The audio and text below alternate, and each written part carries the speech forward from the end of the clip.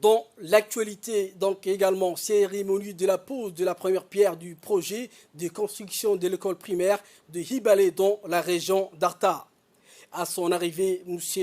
Utsuka Umio, ambassadeur du Japon, accompagné par plusieurs membres de l'ambassade du Japon, fut accueilli par le préfet de la région, le président du conseil régional, le député de la région, le directeur général de l'enseignement du MENFOP, le directeur du projet du MENFOP, le directeur des ressources humaines du MENFOP et également le secrétaire général de l'association Synergie Rurale, M.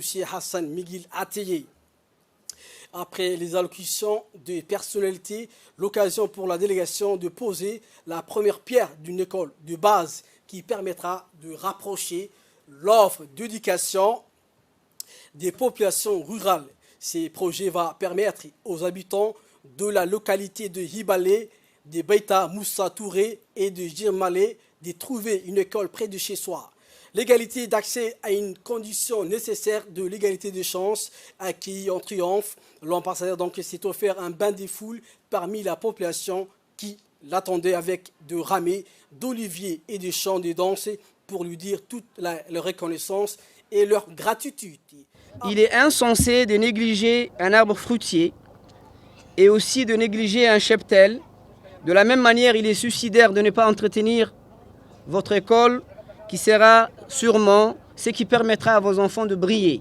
Et nous demandons aux habitants de la localité de préserver cette école-là. Grâce à cet acte noble, le Japon, je pense que vous allez gagner des centaines d'hommes, des hommes armés à penser le monde et la société. D'autre part, notre association Synergie Rurale, fondée en 2004, a toujours œuvré pour le bien-être de la ruralité. Nous avons réalisé divers projets dans la région, une retenue d'eau pour la localité de Karta, un périmètre fourrager de Chabelei, des plantations de centaines d'arbres dans le cadre du projet de la muraille verte. Les valeurs d'une association ou d'une institution se mesurent dans la capacité à aider les autres. Nous avons su avant tout que la ruralité, c'est la République. Enfin, je voudrais remercier toutes les personnes qui ont contribué, de loin ou de près, à ce projet. Le travail préalable qu'a fait l'association en concertation avec le directeur de projet et le directeur de ressources humaines et également avec le chef de service de la région a fait naître un projet ambitieux pour la population de Hibale qui vont bénéficier très bientôt d'une nouvelle école qui permettra à leurs enfants d'être scolarisés à proximité. Cette nécessité de construire une école chez eux, aujourd'hui, ce plaidoyer qui a été fait devient une réalité grâce à l'appui de l'ambassade du Japon, au préfet de la région, au président du conseil régional et à l'association qui a développé le concept de la ruralité. Et je crois que c'est un exemple à suivre pour le concept de la ruralité. Je serai très bref. Je dis bravo à tous et bravo à la population de Hibale. Merci à vous tous. La population de cette sous-localité de Hibale ont à maintes reprises sollicité la construction d'une école. À partir de cette école, il y aura un dispensaire. Il y aura toutes les structures des entités administratives. Et donc, il faut être vigilant en matière de l'environnement. C'est-à-dire conseiller aux enfants de ne pas jeter les sacs à plastique, tout ce qui est nuisible à l'environnement.